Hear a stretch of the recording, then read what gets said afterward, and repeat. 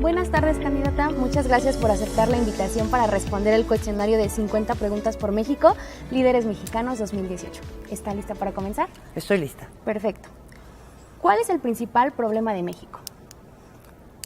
La desigualdad. ¿Qué es lo primero que te viene a la mente cuando escuchas la palabra México? Orgullo. ¿Cuál es el personaje histórico de México que más admiras? Sor Juana Inés de la Cruz. ¿Cuál es el personaje histórico de México que más aborreces? Gustavo Díaz Ordaz. ¿Qué es lo que más te enorgullece de México? Su solidaridad, el orgullo. ¿Qué es lo que más lamentas de México? La falta de comunidad, de sentido de pertenencia de los altos estratos sociales de los mexicanos. En estos momentos, ¿cuál es la mayor oportunidad que puede perder México? El sentirnos parte de esta sociedad global en donde precisamente por el hecho de que Estados Unidos se siente un país que puede subsistir sin este sentido de comunidad, de ser parte de una alianza, como lo éramos parte de esta alianza del Tratado de Libre Comercio, y que siempre nos tuvo subyugados con la bota en el cuello.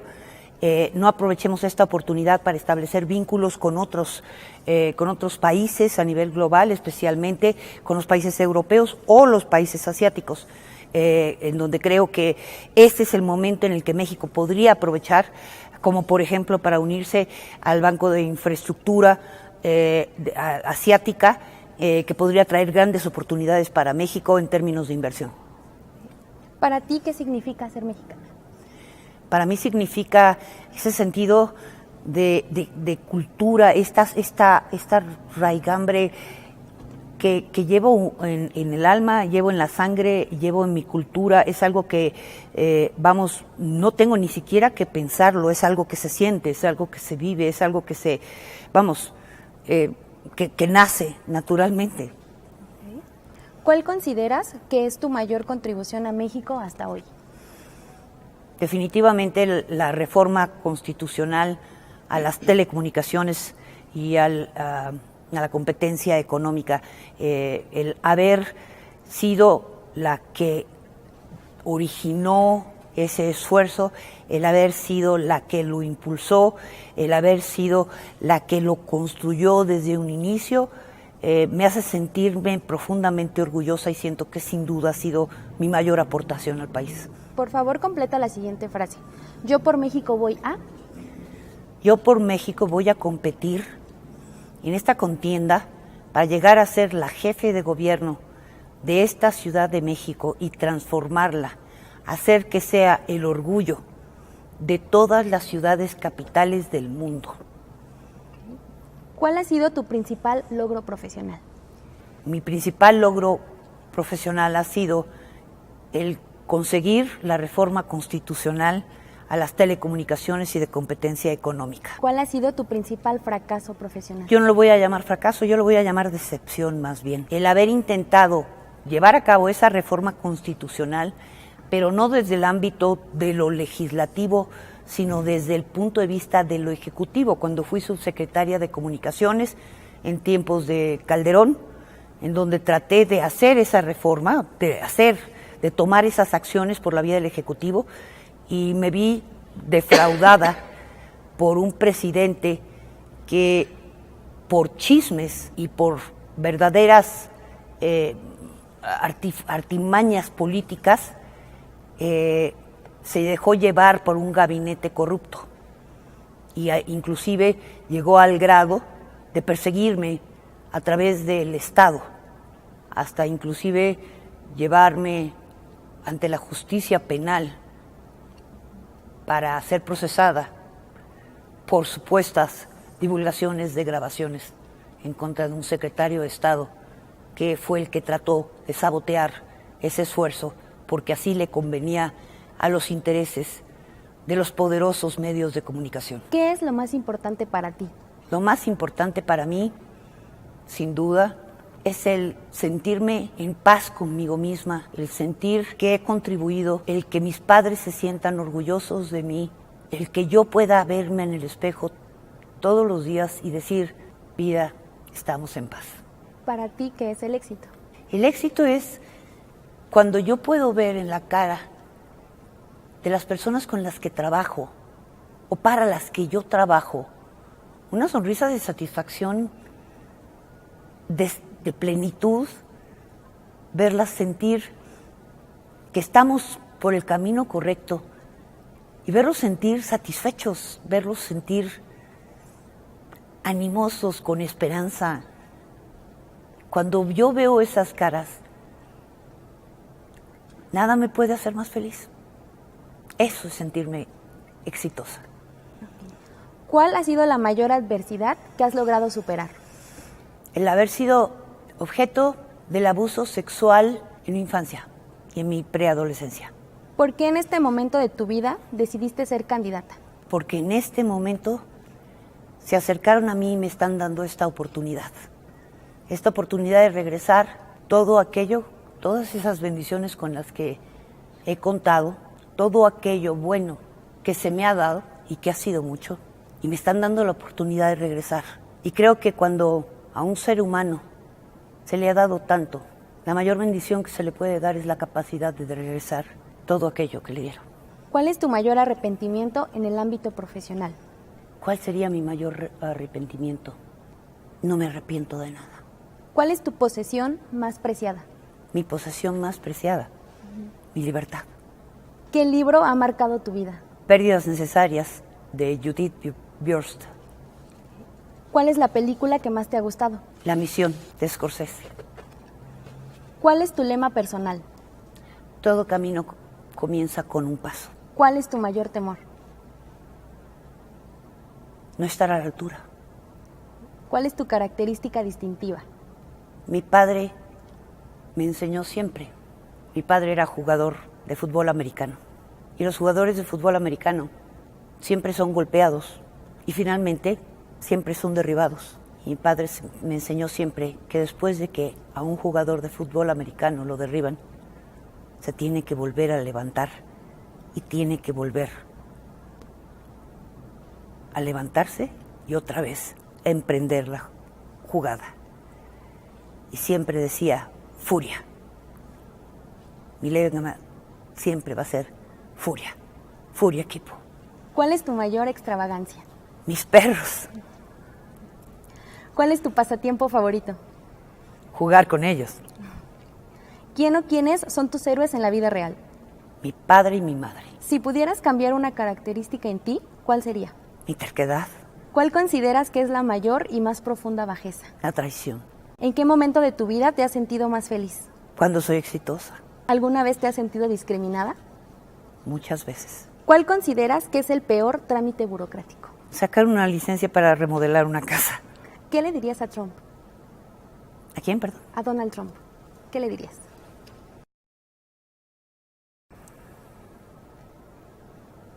Pobre tonto, ingenuo y charlatán. ¿Cómo crear empleos en México? Creo que los mexicanos somos profundamente creativos y que esa creatividad se ha demostrado, especialmente en temas de la cinematografía, fotografía, el diseño, en las artes plásticas. Sin embargo, hoy más que nunca, esa creatividad se puede aplicar a todo lo que es la tecnología y la cibernética. Creo que esa industria está subexplotada y no se ha insertado precisamente en todo lo que es la mentalidad de nosotros, los mexicanos. Tenemos que explotar eso, tenemos que enseñarle a toda nuestra juventud y a nuestros adolescentes que esa creatividad que se aplica tanto en las artes plásticas como en todo lo que es el cine, etcétera, se puede explotar al máximo en todo lo que es la cibernética y las tecnologías de la información y la comunicación, y que podemos tener un potencial infinito, que no son solo los hindús ni los asiáticos los que pueden ser excelsos en ello, sino que nuestras capacidades nos brindan enormes oportunidades. Es la industria que más está demandando empleos y que nuestras aptitudes nos pueden llevar a ser los mejores y que nuestros empleos no solamente se limitarían a una gran demanda dentro del mercado nacional, sino a nivel mundial. ¿Cómo acabar con la inseguridad? El presupuesto de la Ciudad de México en temas de seguridad debe abocarse a aquellos delitos que efectivamente son de orden local. No tiene por qué aplicarse a estar limpiando los delitos que son de orden federal.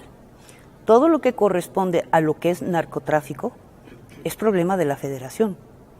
En lo que corresponde a la Ciudad de México, nuestro objetivo debe de ser enfocarse a todos esos delitos que efectivamente dañan a la ciudadanía.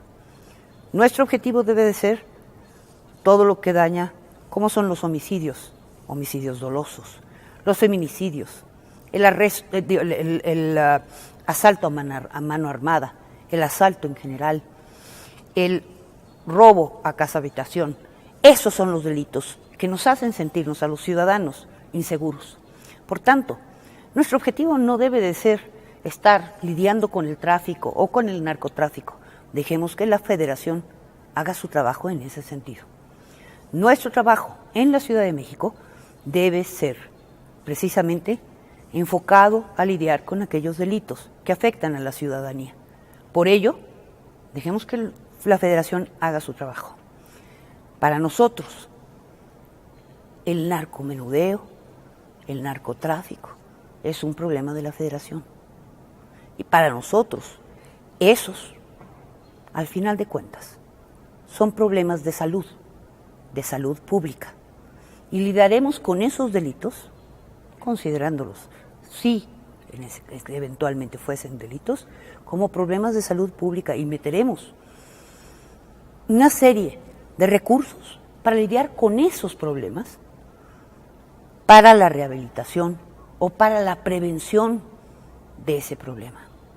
Nuestro foco va a ser especialmente lidiar con esos problemas en términos de salud pública. ¿Consideras que en México la gente puede votar con libertad? En términos literales, sí. En términos reales, no. Desafortunadamente existe el clientelismo. Desafortunadamente los apoyos sociales y los programas sociales están cooptados, están de alguna manera condicionados a la afiliación a un cierto partido político o a un cierto grupo. Por lo tanto, la respuesta real es no. No hay libertad en el voto. ¿Crees que los topes a los gastos de campaña en México se respetan? Definitivamente, nuevamente, en tesis, sí. En realidad, no. ¿Qué propones para disminuir la deserción escolar en México? Obviamente se tendrán que dar, o se tienen que dar, una serie de subsidios o becas o apoyos a quienes se mantengan dentro de lo que serían los programas escolares. ¿Qué propones para eliminar la pobreza? Una serie de programas que van desde el entrar a las comunidades de mayor marginación para establecer vínculos, o más bien restablecer la cohesión familiar y restablecer la cohesión social. Y con ello estoy hablando inclusive de utilizar programas que actualmente existen como Médico en tu Casa para que el promotor social determine las necesidades de una comunidad. Utilizar como punta de lanza ese promotor social para identificar esas necesidades. Ese promotor social que ya existe, de alguna manera ya es conocido, de alguna manera ya existe un cierto grado de confianza. Ese promotor social entraría como punta de lanza para identificar precisamente cuáles son las verdaderas necesidades de esa comunidad para que con esa confianza pudiera empezar a determinar cuáles son las necesidades de esa comunidad en términos de psiquiatras, psicólogos, en términos de brigadas para alimentación, para establecimiento de comedores comunitarios, para el establecimiento de contactos, para que, por ejemplo, las mujeres, que son las que generalmente toman cuenta de su comunidad, empiecen a formar parte de redes de la comunidad para identificar programas que pudieran ser como inclusive el mejoramiento de las zonas comunitarias, el embellecimiento de los entornos, la determinación, por ejemplo, de áreas sociales que pudieran ser, por ejemplo, campos deportivos, que pudieran ser lugares artísticos o centros culturales. El entrar, evidentemente, con lo que yo le llamo centros inteligentes comunitarios, que pudieran estar precisamente administrados por maestros jubilados, en donde se abrieran centros de acceso a Internet con banda ancha, en los que pudieran entrar los niños o los jóvenes, accesar Internet y aprender a utilizar las herramientas, darles cursos que fueran cómo aprender a ser un hacker en 6 lecciones, o que se les pusiera un anuncio de se solicita webmaster se solicita webmaster, 25,000 pesos mensuales, sepa cómo. Abrirles el apetito para que efectivamente empiecen a entender que hay un mundo allá afuera que necesita de sus facultades y que están en sus manos, porque son jóvenes que, eso sí, no les falta un celular y no les falta cómo saber usarlo. Claro. Entonces, empezar a abrir brecha. Hay muchos ejemplos de cómo, y lo decía yo hace un rato que estaba yo platicando, no tienen ustedes idea de cuánto he aprendido de miles de reuniones de gentes jóvenes que han estado haciendo estos esfuerzos de rehabilitación de comunidades marginales, y cómo puedes transformar estas comunidades con pequeños esfuerzos y un impacto social tan grande. Y estos esfuerzos son los que pueden transformar estas comunidades y pasar de ser comunidades marginadas para brindar realmente esperanza a quienes no tenían ninguna. ¿Qué propones para acabar con la corrupción? Lo primero que propongo es empezar con el ejemplo. Eso es lo primero.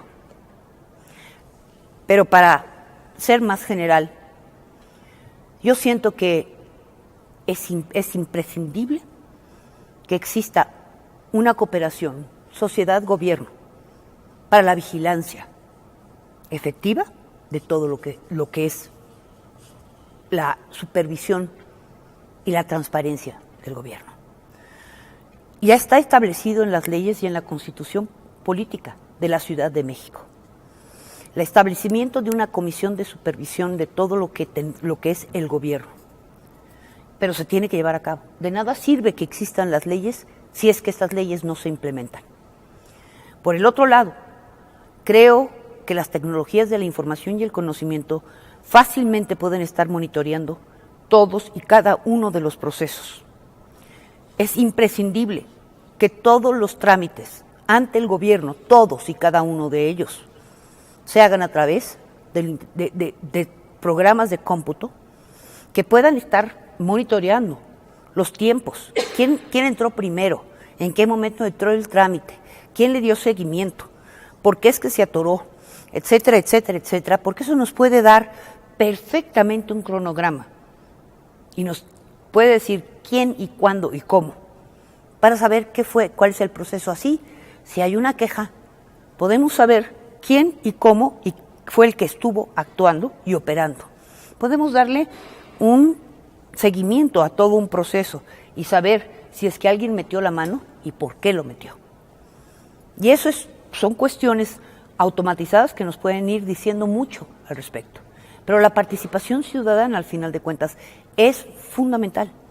Y por ello es que es un cogobierno lo que nos va a permitir el que realmente podamos tener un mejor monitoreo y una mejor supervisión de la corrupción. Pero como yo digo, al final de cuentas, lo que es más importante para una lucha contra la corrupción es empezar porque el que esté arriba y los que estén arriba se comprometan y no sean corruptos. ¿Por qué un ciudadano habría de apoyar tu candidatura? Porque soy totalmente diferente a lo que tienen ahora. Porque yo no pertenezco, porque no tengo compromisos con nadie. Porque lo que tienen enfrente como opción los otros candidatos son más de lo mismo. 21 años y lo único que tenemos es más de lo mismo. No, yo no tengo ningún compromiso y mi gabinete no estaría integrado por aquellos que indique un candidato a la presidencia de la República. No, yo no tengo que establecer en mi gabinete al presidente de un partido que forme parte de una alianza.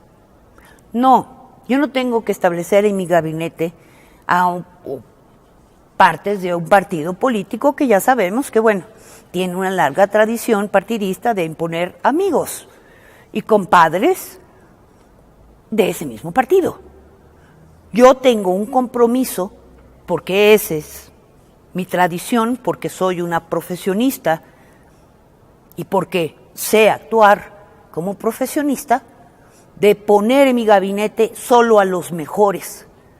Porque yo, como dijo el creador del modelo T, Ford, me tengo que rodear de los mejores, mejores incluso que yo, cada uno en sus ámbitos. Porque solo los mejores me van a llevar a ser el mejor gobierno. Y pondré en finanzas al mejor financiero, y pondré en economía al mejor economista, y pondré en desarrollo social al mejor de desarrollo social, y pondré a los mejores cada uno, porque mi labor será la de un director de orquesta, liderar. Pero me acompañaré solo de los mejores, y podré tener errores, como cualquiera. Pero si tuviera yo un error, no tengo ningún compromiso con nadie. En ese momento sabré recapacitar y remover de su posición en caso de que yo tuviera ese error. Yo no tengo compromisos. Mi único compromiso, ni tengo jefes, será a los ciudadanos. Y eso marca una gran diferencia. Yo no le reporto a un presidente de la República o un candidato a la presidencia de la República. Yo no le reporto a un presidente de partido. Yo no reporto al otro que es mi socio. Y yo no tengo una clientela ni mafias que me estén impidiendo moverme. Para este último bloque, va a responder, por favor, a favor o en contra de las oraciones que le voy a decir. Legalización de la marihuana. Regularización de las drogas. A favor o en contra de otorgar un ingreso mínimo universal. A favor. Adopción por parte de parejas del mismo sexo. A favor. Que militantes de partidos políticos firmen en respaldo de candidatos independientes. A favor. Renegociar el TLC. A favor. A favor o en contra del IVA en alimentos y medicinas. En contra. Evaluación sistematizada de los docentes de educación básica. A favor, siempre y cuando también se considere su remuneración. Alianzas público-privadas. A favor. Otorgar el voto a partir de los 16 años. En contra. Reelección en puestos públicos. A favor.